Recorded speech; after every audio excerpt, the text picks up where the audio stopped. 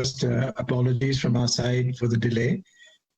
I trust each of you and your loved ones are safe in this environment, in these times.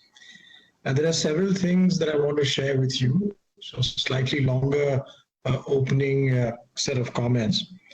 Among the 4 points that are critical for us, first, we've had an exceptional strong financial performance in the year that's just completed. I'll share some highlights. Second, we've done a transition into this new environment in a very efficient and accelerated way, and I'll give you some highlights of that.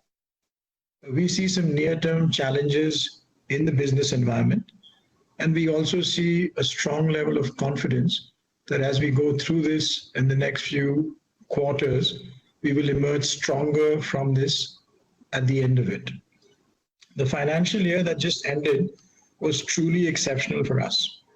We grew at 9.8% constant currency, delivered 21.3% operating margin, grew our digital revenue by 38%.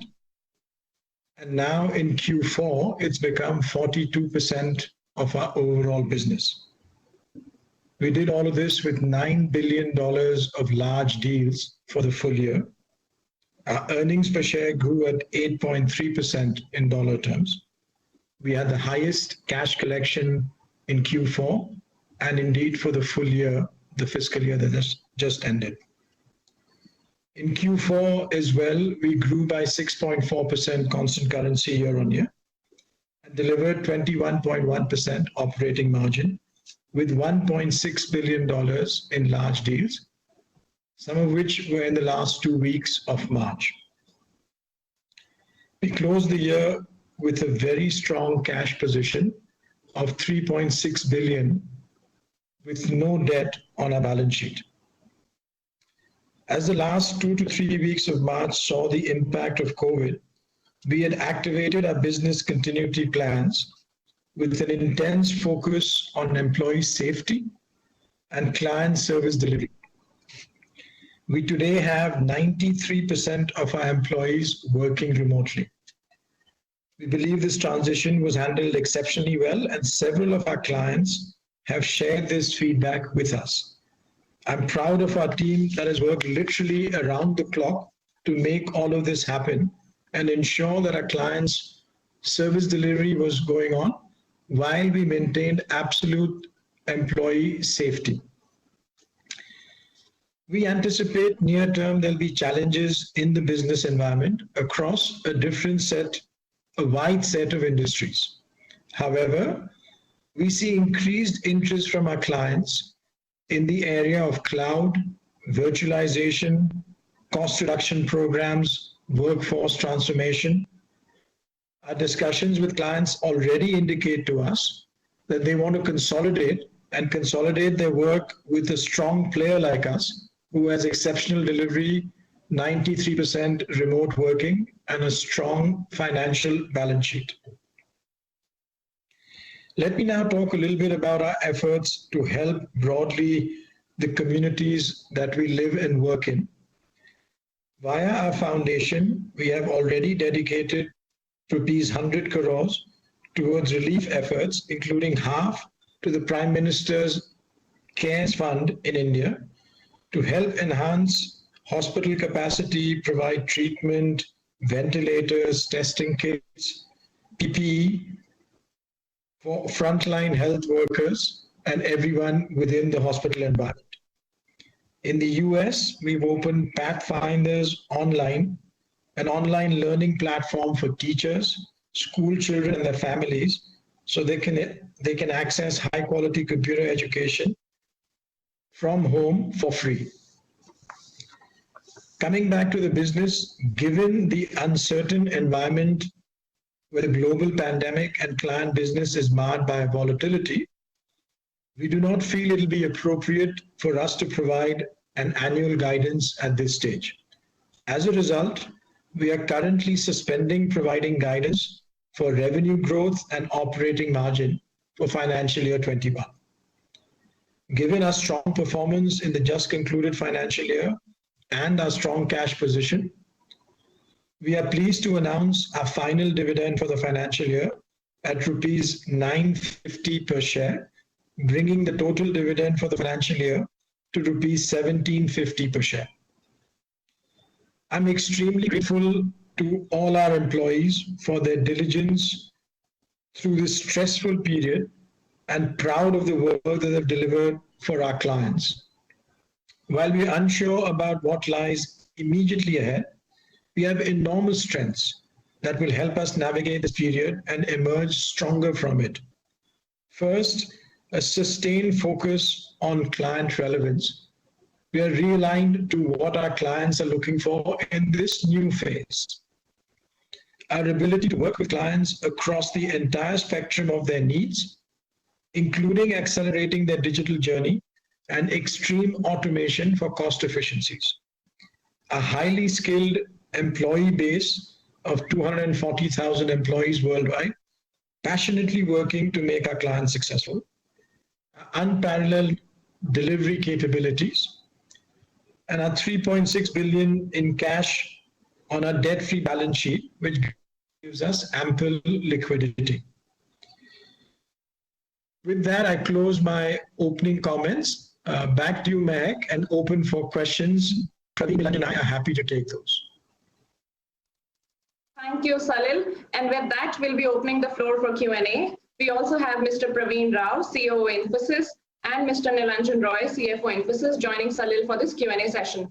As always, can I please request everybody to ask one question per person only? So let's begin. Our first question today is from Agam from BloombergQuint. Hi, Salil, Praveen, you all are well. My questions to you all are, Salil, to you is, how have things changed already when it comes to the last couple of weeks of March and April, when it comes to demand for services and products? What's the client sentiment like in terms of tech spends? And is this towards keeping businesses running, or has the pandemic accelerated adoption of digital services? Praveen, my question to you is, can you shed some light on the supply side of things? How's March and April been in terms of Infosys' ability to service clients? How is the workforce and tech being adapted to the new environment, and what are the challenges that still remain? And Nilanjan, my question for you is, are you seeing or expecting pressure on pricing, requests for higher discounts or extension in payment periods? How does that impact financials in the near term? Perhaps some pressure on margins, if you could elaborate on that. Thanks, Adam. The first point or first part of the question that you talked about in terms of demand, many of us, including me, have been on several discussions with client CEOs and CIOs. Some of those discussions are focused on how can we help them in this situation for increased virtualization, part of the digital journey to cloud.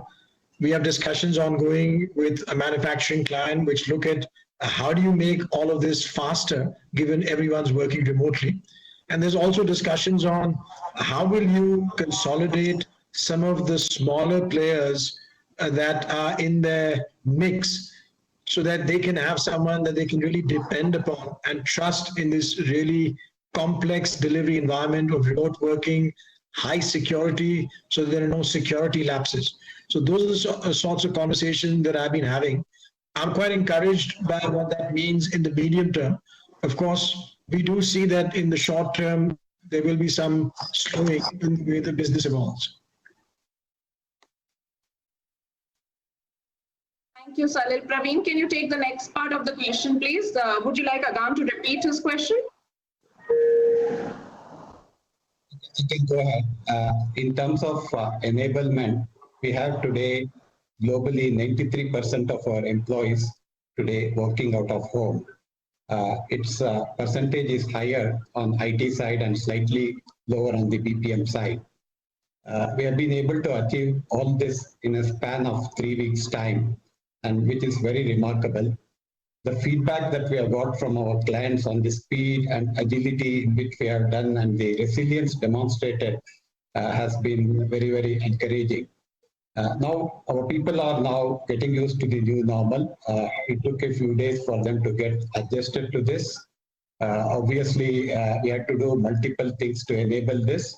We have to upgrade our networks to handle this high level percentage of people working from home.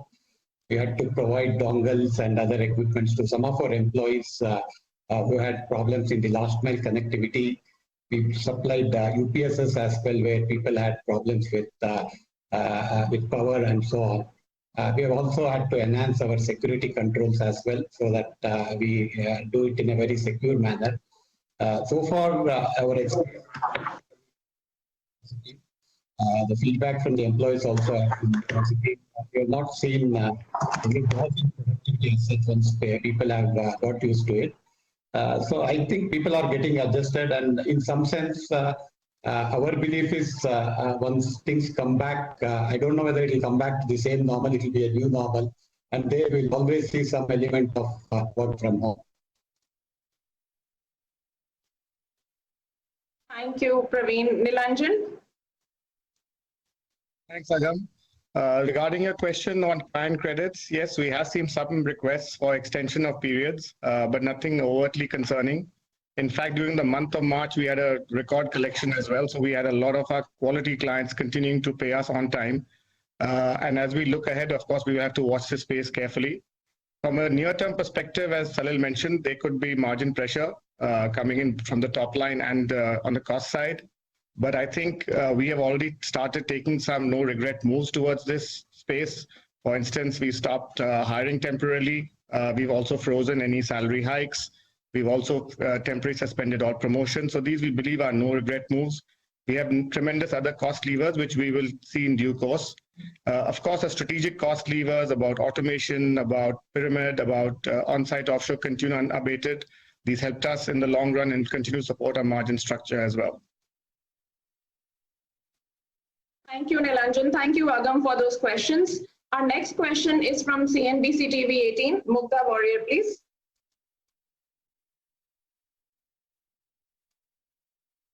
Hi, Mugdha.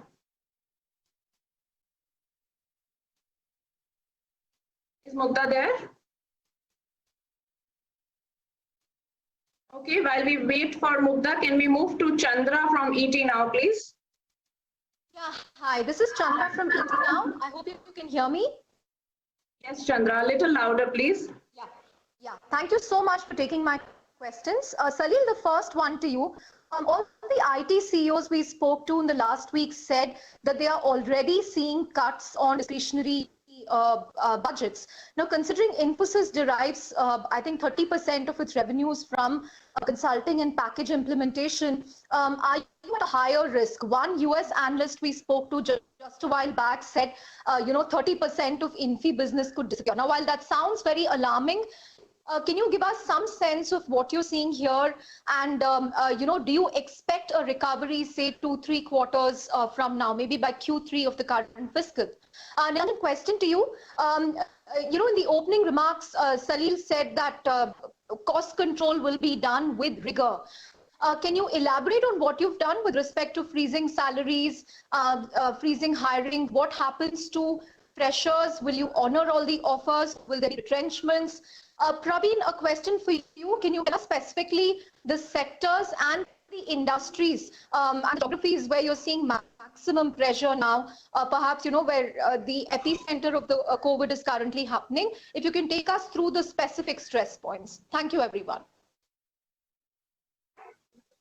Hi, Chandra. Let me start off. And on the offers and the people side, Praveen may share some views, and then Nilanjan, given the questions that you've asked. In terms of discretionary, I don't have a sense of how we are relative to others. The point that you asked, what I can say is clearly there is concern from all the industries across the world in every geography. However, we first see an impact in a few of the industries. Praveen will share a couple of those with you. We see some of those discretionary work areas coming under pressure. We definitely see that showing up in Q1. However, it's not that everything has stopped. There's some examples where I shared a little bit earlier the opening about virtualization or some of those cloud-related workforce transformation type of discretionary projects. We do see that. We had some large deal signings in the last 2 weeks in March. We've already had some signings in these first few days of April, which we will talk about obviously at the end of the quarter. So in that sense, there is definitely some slowing, but there's also some areas where we see some move. In terms of the timing, I don't have a sense, we don't have a sense today whether this is a couple of quarters or more. We'll see how that goes. We are absolutely clear that what we have is enormous strength in how to leverage this as we go through this. And then with a strong balance sheet and our clients looking to really consolidate with players like us who are amazingly strong on delivery, 93% remote working, high security, we feel that we will be even more successful as we come out of this. Praveen, over to you, please. Okay. In terms of hiring, we will honor all the commitments we have made, both to campus hires as well as laterals. Now, coming back to segments, obviously in the near term, all the segments will be impacted one way or the other. Obviously, some segments are more impacted than the other. For instance, retail, travel and hospitality, energy, oil, those are probably much more impacted. But even in some other sectors also in the short term, you will see some impact. For instance, in the financial services, they will see impact of lower interest rates. In the banking sector, they will have to deal with deferred loan payments. In the insurance sectors, they will have to probably deal with new clients. They will also have to live with lower premiums.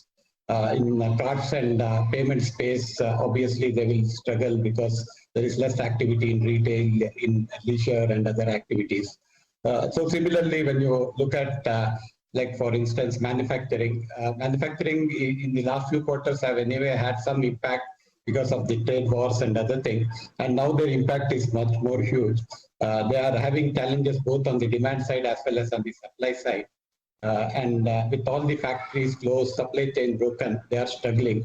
The same impact with all the factories closed, the industrial manufacturers also having similar impact. Similarly, in the aerospace industry with reduced travel, some of their clients have deferred some of the purchases of planes and other things. So manufacturing, even across all subsectors, are impacted in a big way. Communication, if you look at communication, they are doing reasonably well. I think telecom will do well.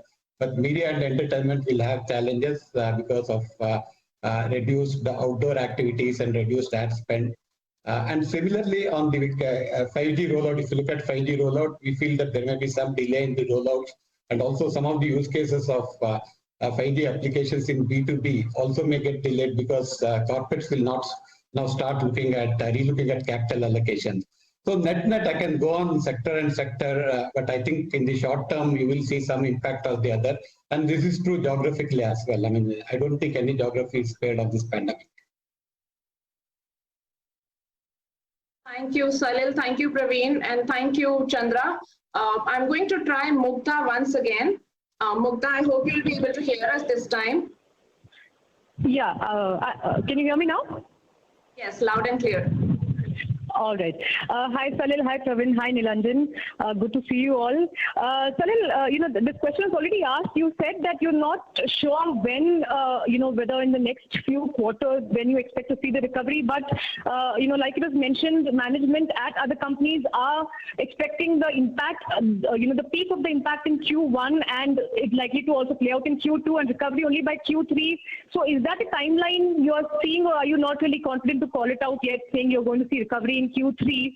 And, on a different note, last month while Infosys said that, you don't expect any further action on the whistleblower case from the SEC, we understand that SEBI is still investigating the issue. So, is that investigation still going on, and what timeline are you working with?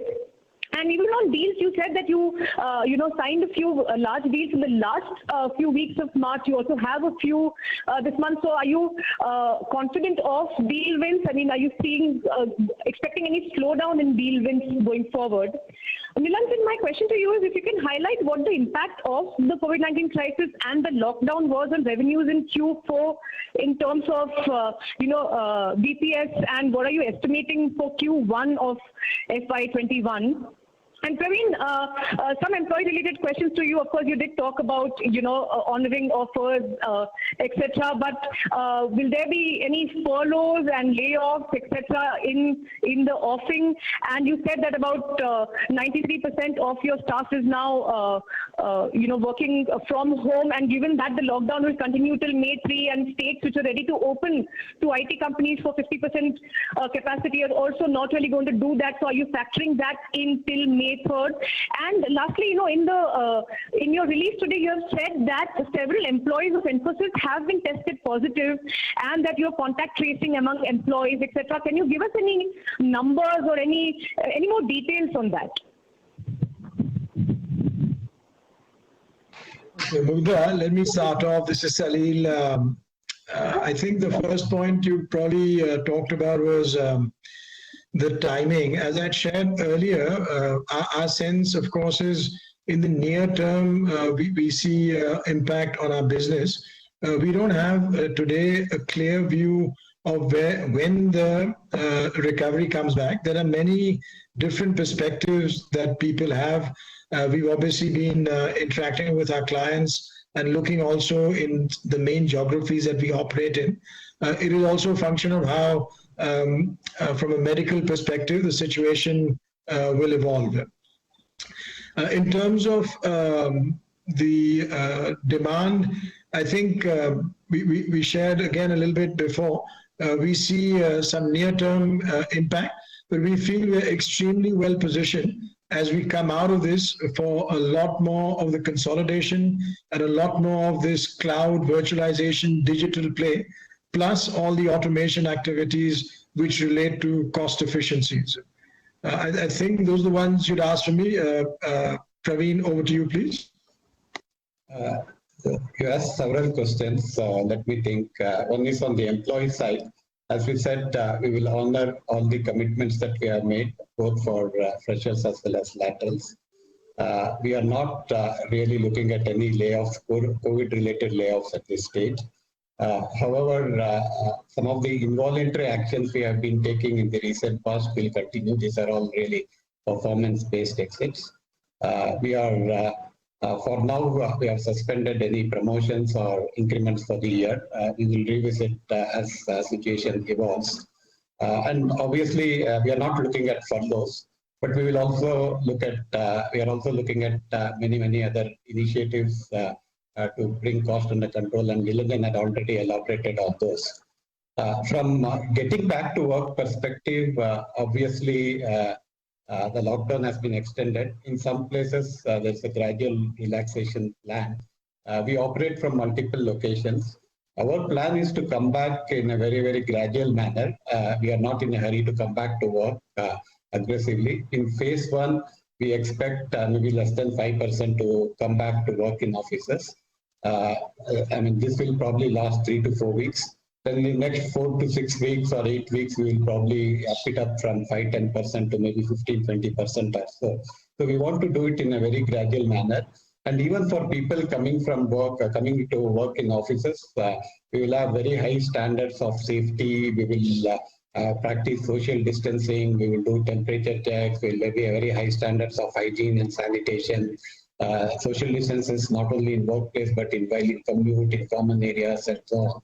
And we'll also explore whether we can set up some kind of testing facilities in the office as well, subject to availability of test kits and so on. So we are already started thinking about getting people back to work, but we'll do it in a very slow and calibrated manner, keeping the safety of employees as the highest priority. Okay, Salil, Mugdha has requested me to ask you about the SEBI question again. Oh, yeah. Let me, sorry, that was part of the questions as well. I think first on the SEC, I'm extremely happy with the outcome. Obviously, for the company perspective and a personal perspective, it was a very clear sort of statements that we'd made, I think, a few weeks ago. On the SEBI, we have provided all the information that SEBI has requested, and that's the comment from that perspective. There's nothing else that we need to provide at this stage to SEBI. Thank you so much, Salil, and thank you, Praveen. Before I take my next question, can I please request everybody, in the interest of time and to be fair to everybody else on this call, to ask one question per person, please? I would be forced to intervene if we ask too many questions. I'm so sorry. Okay, our next question is from Megha from the Economic Times. Yeah, hi. Thank you so much for taking my questions. So the first question I wanted to ask was that, is this the first time Infosys has suspended guidance, and can we expect to get some guidance in the second half of the year? I also wanted to understand, how does Infosys plan to use the cash on books as being cited in the press release? Do you expect to see the global recession throwing up some opportunities for acquisitions, and if yes, in which segments? And Praveen said that you will be honoring your offers. Is there a timeline on that? Can we expect some deference of a couple of months or quarters? And sorry, my last question is, do you see vendor consolidation, and how do you see benefiting from that? Thank you. Okay, let me start off. I think I remember a few of those. The vendor consolidation, we absolutely see that. I mean, it's interesting already in the discussions I've had with a couple of client CEOs, one of the CIOs. We've started to hear this.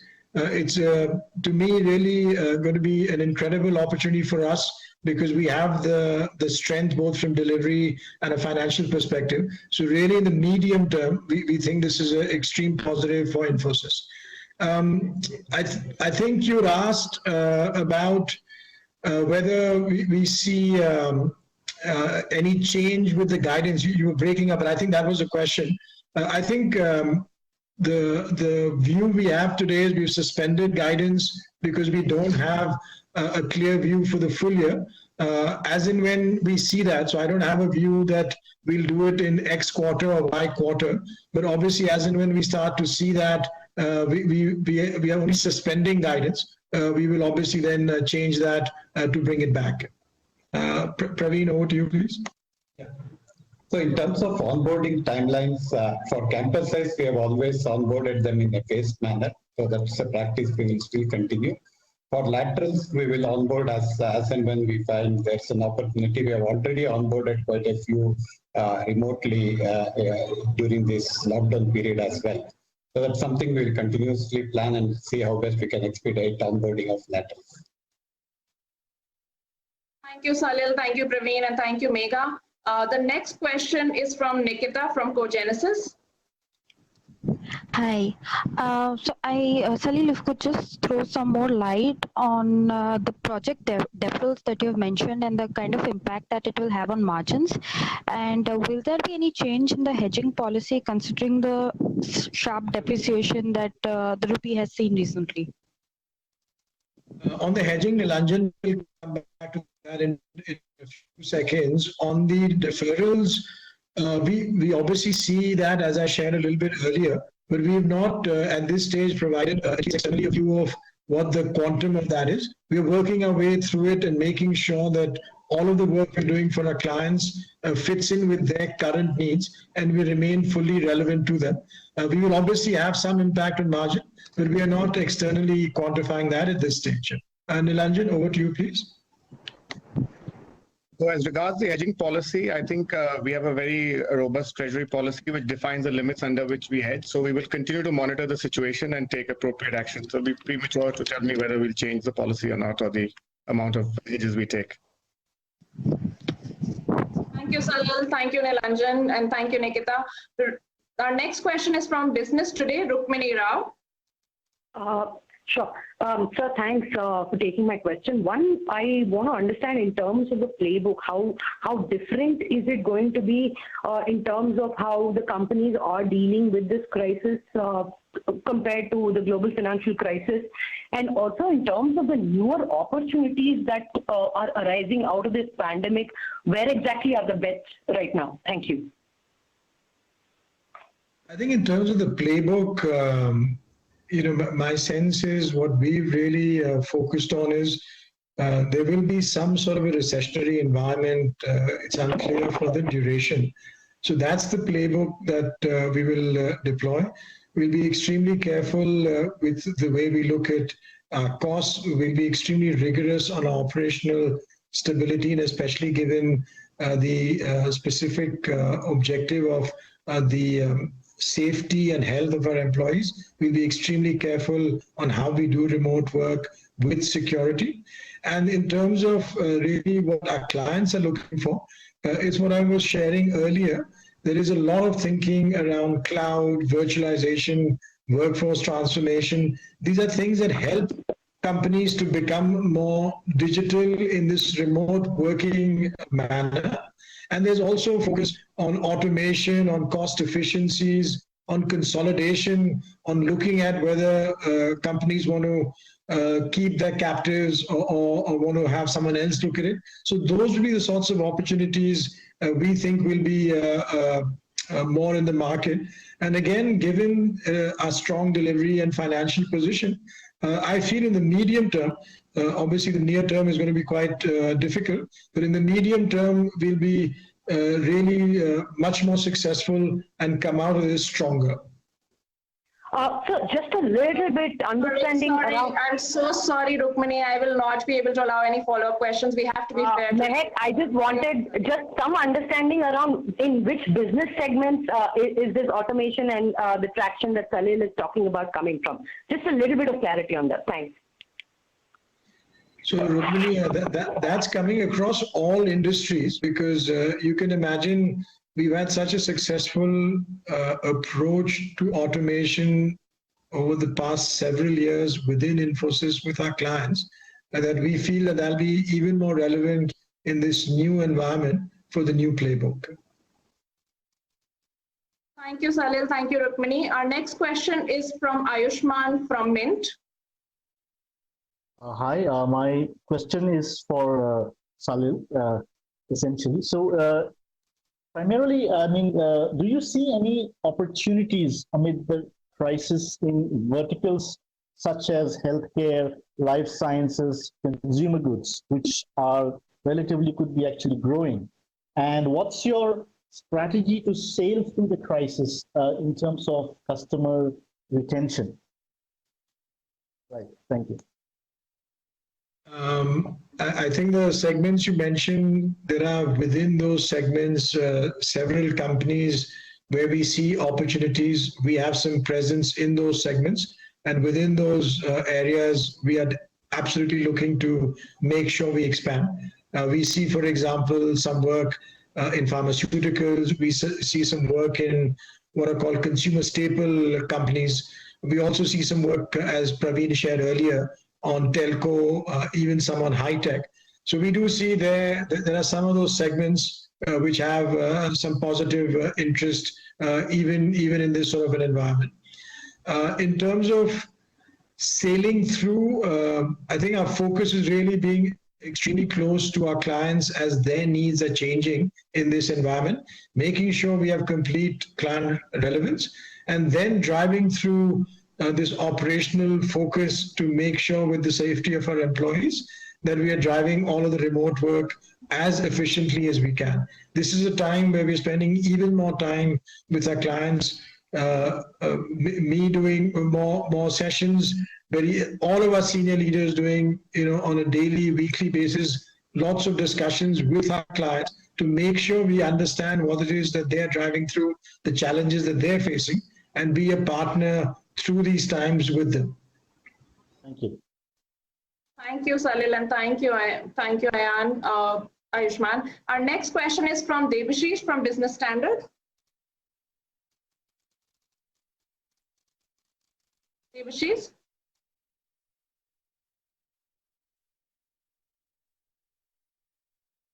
Hi, Debashish, can you hear us?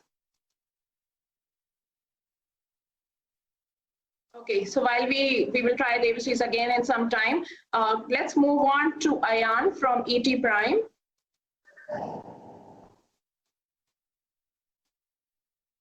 Hi, Ayan.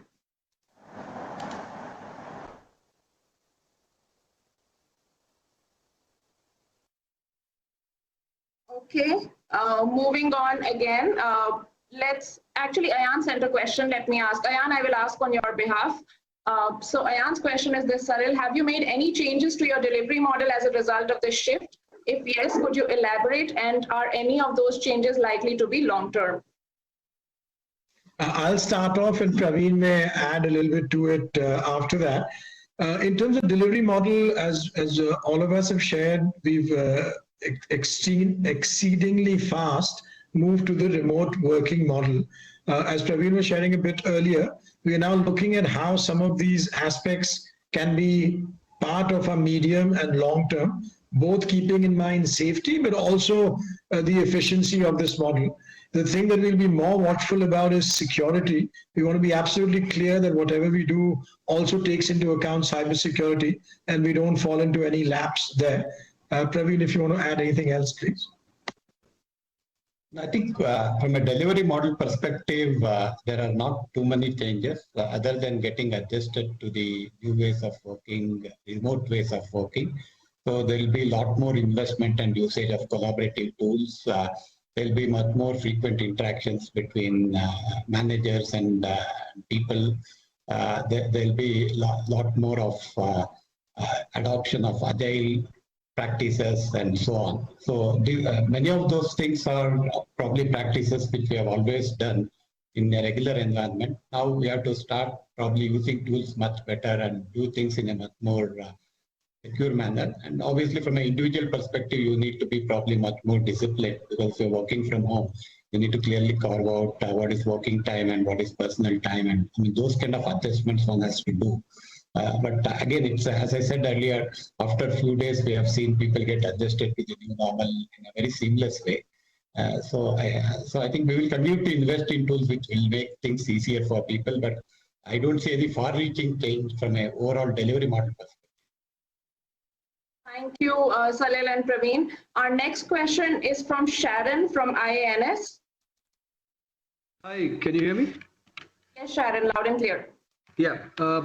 I want to know how much is Infosys benefiting from a weakening rupee on export realization, and are you reading the volatility in the forex market and its impact on your billing and realizations? Nilanjan, you want to go ahead? I'll go ahead. So for the quarter just gone by, we gained about 2% on the rupee depreciation, and that flew into margin. So we got a 50 basis points margin benefit. Of course, the rupee after the quarter also has continued to depreciate. So we will see how the impact flows out for the quarter as well. As you know, most of our billings is in foreign currency. 97% of our billings is in foreign currency between euro, pound, Australian dollar, and of course the US dollar. And we will see that realizations. But all our reporting, as you know, is in dollars. We hold ourselves to a dollar reporting regime. So from that perspective, of course, we continue to monitor the dollar movement. Thank you, Nilanjan, and thank you, Sharon. The next few questions that we have are from Mini. I'm going to read them out. The IT industry in general seems not in a hurry to return to offices and campuses. What percentage of Infosians are working from home right now? And are you and your clients happy with the current business continuity and employee productivity?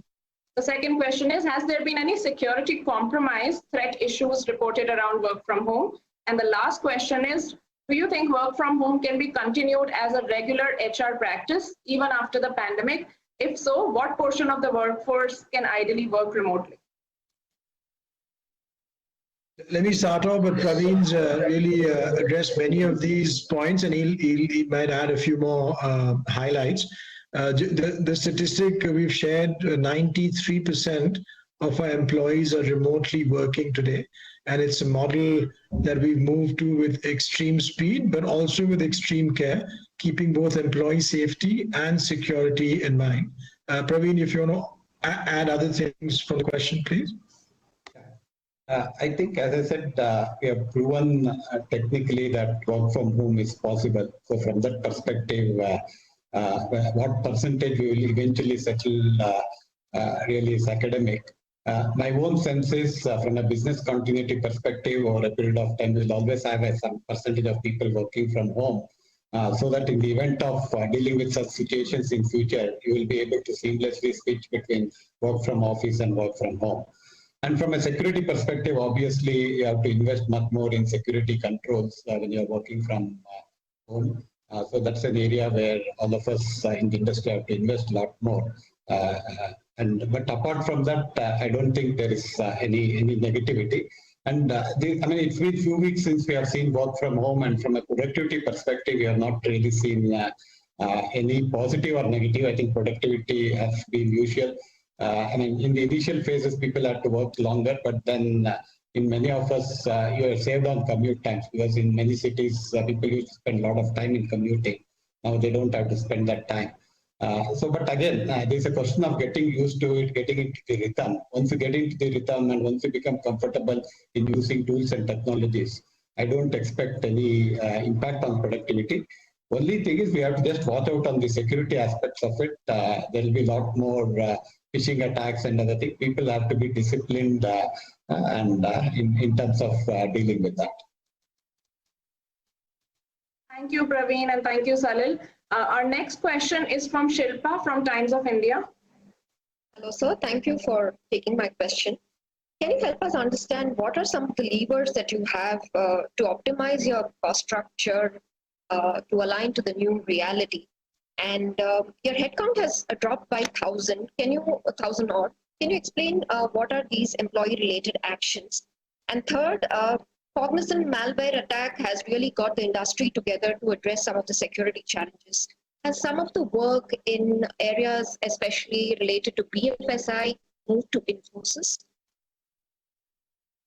Hi, Shilpa, Salil. I think there are different questions. So maybe Praveen will answer some of the ones which are related to security and what we're driving through there. And Nilanjan will answer some of the points on our cost approach at the high level. Please go ahead, Nilanjan. Yeah. So I think in the near term, Shilpa, you will have a supply and demand mismatch because you already have geared up for the volumes for the first quarter, and that's pretty much across the industry. So the sudden stop in the world economy for the short term will have an impact, as you will see an impact on the top line. We have already enabled, like Praveen has said, 93%, and over the period, of course, that part will go up as well.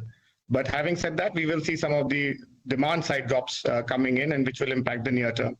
Now, from a margin perspective, people being our biggest cost, we have to see our utilization going up because that will see a drop in the near term. So the moves I've already mentioned, what we call no regret, which was moving out the offer dates for new joinees, freezing promotions, our salary hikes. I think those what we call no regret moves have already happened. We will see other levers which we have. So discretionary cut in expenditure, travel by nature has come down. It's a big part of our cost. Other discretionary expenditure also we will look at as the situation evolves. CapEx, for instance, for us, last year we spent close to 450 million. That will also come down. So we will make all these moves, and some of them have already been in place.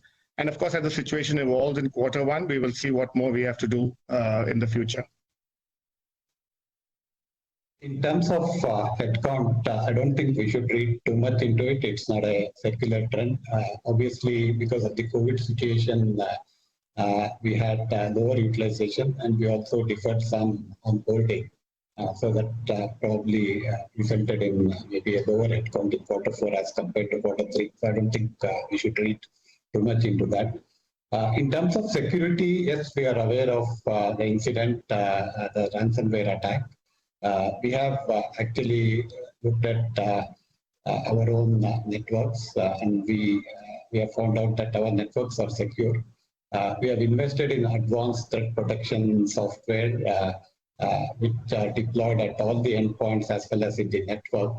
And we also continuously engage with advanced threat protection agents as well as threat detection advisories. And we have monitored our networks very closely. We have not really found any evidence of any breach in our networks.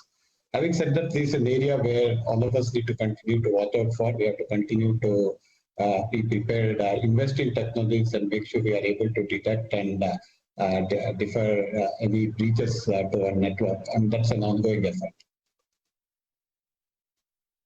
Thank you, Praveen, and thank you, Nilanjan. Thank you, Shilpa. Our next question is from Swati from Money Control.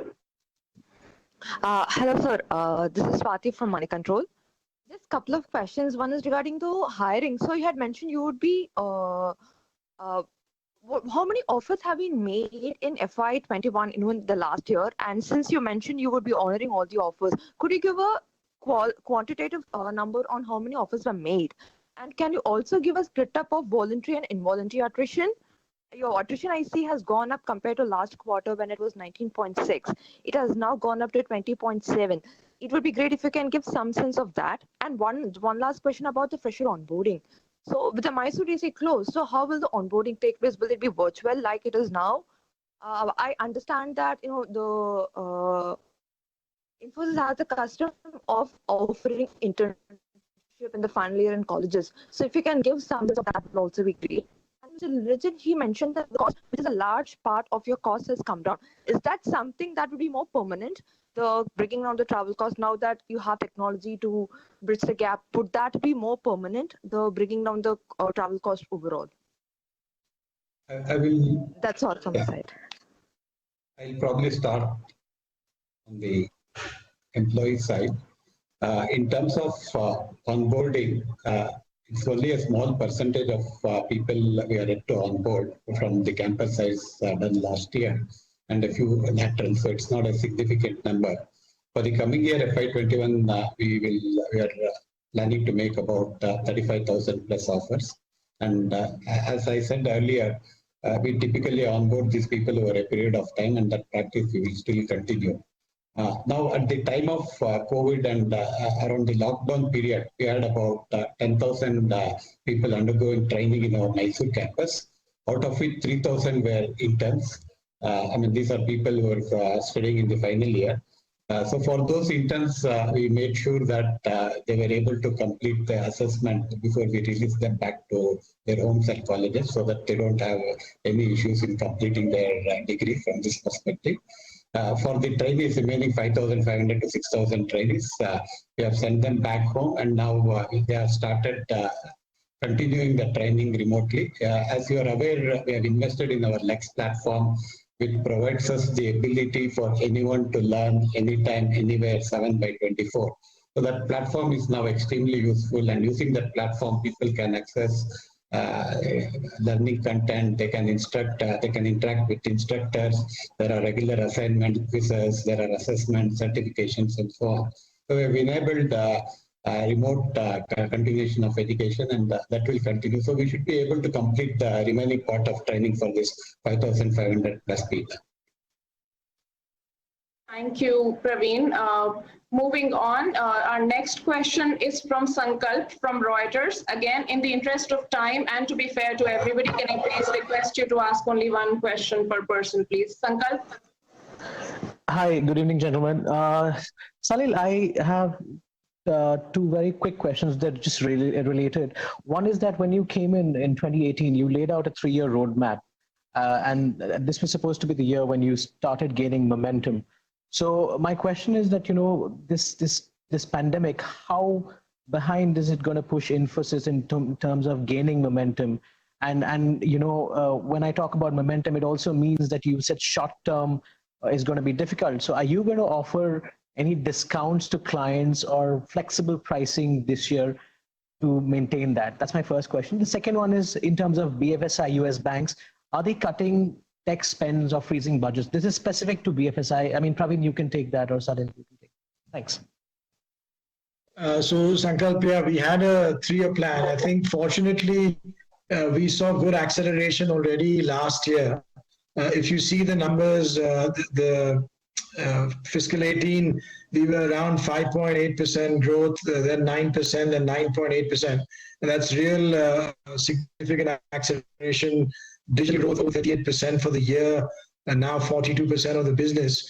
So in my way of looking at things, we'd achieved many of the objectives we'd set out to achieve, a very good, strong, cohesive, stable leadership team, and all of the business benefits that we have. In fact, I think that's what's going to help us in this next phase. While I have no view today of how long this phase will be, we are very clear that we have all the tools within Infosys to make sure that we become even more successful as we come out of it.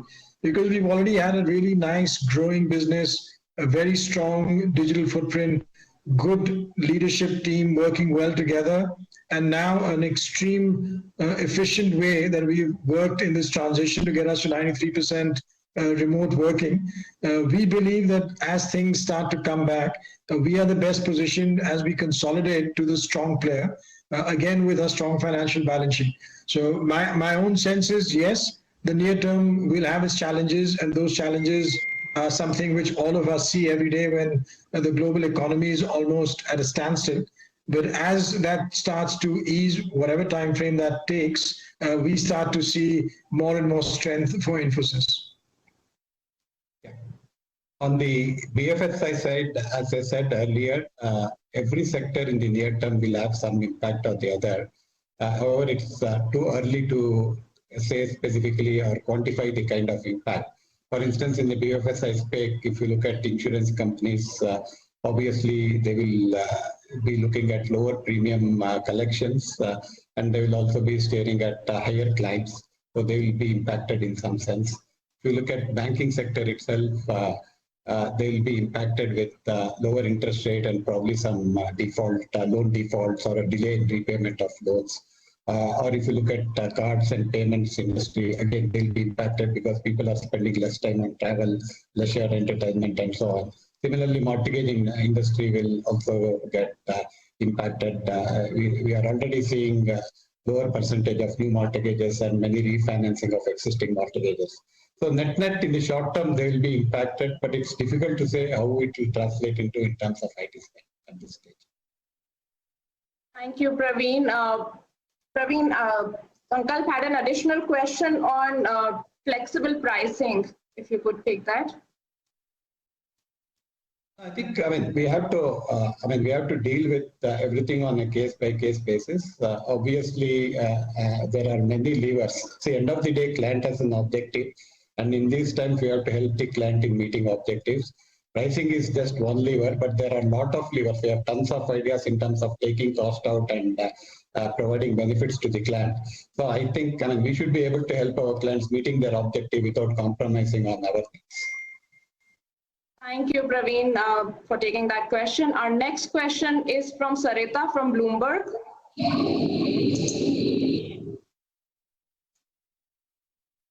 Sarita, hi.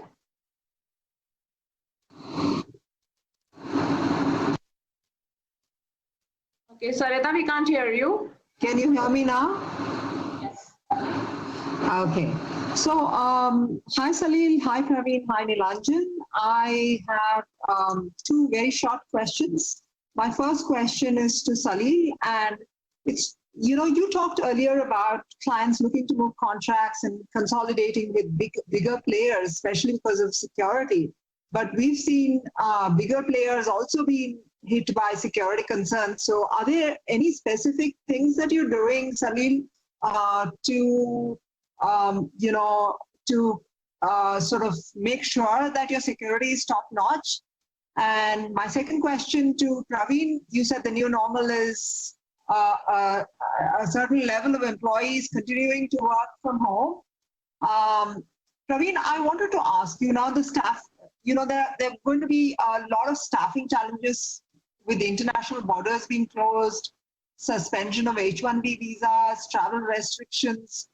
How do you see all of this play into your operations, including work from home? Because the work from home situation, as you explained, seems quite a sort of a hack situation with the employees carrying documents and UPSs home. So how is all that affecting your operations?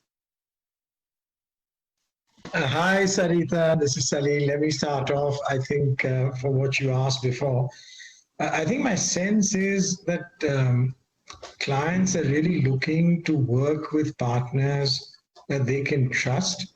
My sense already with some discussions is they will consolidate some of the smaller vendors out and go with players who they can trust with delivery.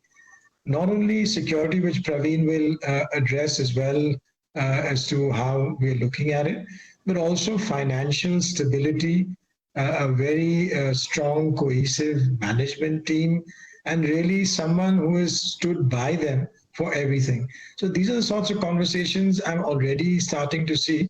And that's why I feel some of that consolidation will start to happen. And there I feel that Infosys will be a beneficiary.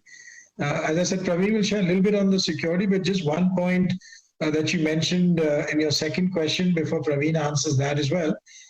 What will happen in this new model? See, one of the things that we've done over the past several years is started to build out these new digital centers in the US and Europe and in Asia Pacific. I think those centers are also going to play a very positive role in how this is starting to come together. Even as we do remote working, some of the work I think will naturally be done at these digital centers, in addition to the work that, of course, we do from our centers in India. So that investment that we made, at least in the way we are seeing it, we think we'll be able to better leverage it in this sort of an environment. Over to you, Praveen. Yeah. See, in terms of security, I mean, first thing I want to clarify is whatever has happened with this ransomware threat, it has nothing to do with work from home. If I look at the vulnerability, it could have happened anywhere, irrespective of work from home, because it exploited it exploited a particular lacuna in one of the versions of a particular product. So it has nothing to do with work from home. So having said that, obviously we have to invest a lot more in security controls. We have to make sure that we invest in advanced threat protection software. All your endpoints are protected, your networks are protected, email gateways are protected. Then we have to also invest in threat detection capability. These are both tools and technologies, as well as there are a lot of intelligence which you can gather by investing in this threat detection thing. And then you have to continuously monitor, because every time you come up with new tools to secure your networks, there'll always be players trying to beat those things as well. So this is not a one-step thing. This is a thing where you have to continue to invest and continue to monitor. And again, as I said earlier, this has nothing to do with work from home. Probably work from home may have a higher impact, less from a security perspective, but more from phishing attacks, or probably more from data leakage rather than some security thing. The security breaches can happen even when you're working in office if there are some vulnerability. Now on the work, new normal of working, obviously, I mean, there are many possibilities, right? Now, if remote way of working is established, then in some sense it dulls the border between on-site and offshore, right? I mean, if you can work remote, you can work in India, you can work anywhere else. But to that extent, I think it can even promote truly borderless way of developing software and so on. You could also see more of work done wherever talent is available, kind of thing. Because end of the day, people are working in a remote fashion.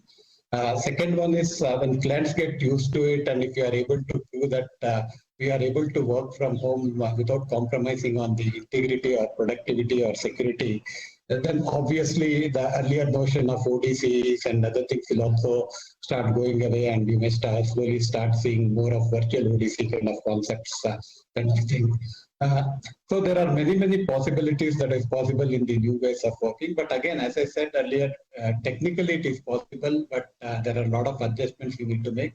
And you are absolutely right. I mean, you have to invest in infrastructure in the last mile as well.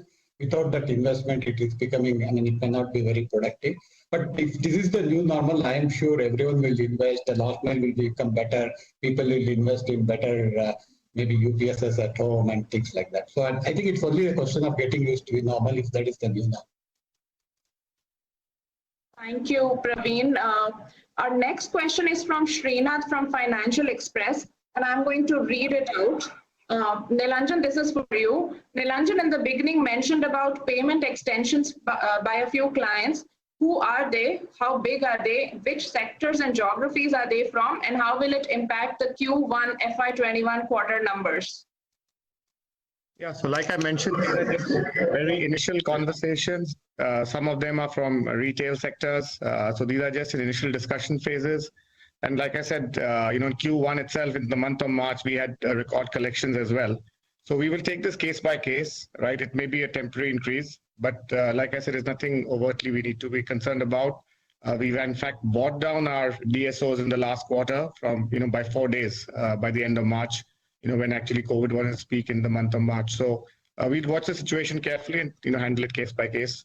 We have a very strong balance sheet, like I said, $3.6 billion, so not too concerned. Thank you, Nilanjan. For our last question, I'm going to try Debashish from Business Standard once again. Hi, Debashish.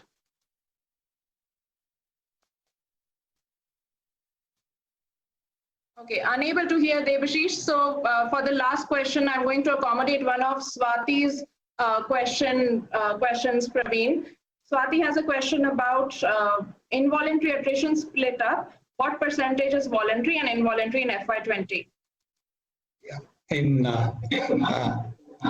I have data for quarter 4. I don't have data for FY20. In quarter 4, on a standalone basis, our overall attrition was 18.2%. It marginally increased as compared to quarter 3, but involuntary was down at 50, was much lower. It was 15.1%, about 50 basis points lower than what it was in quarter 3.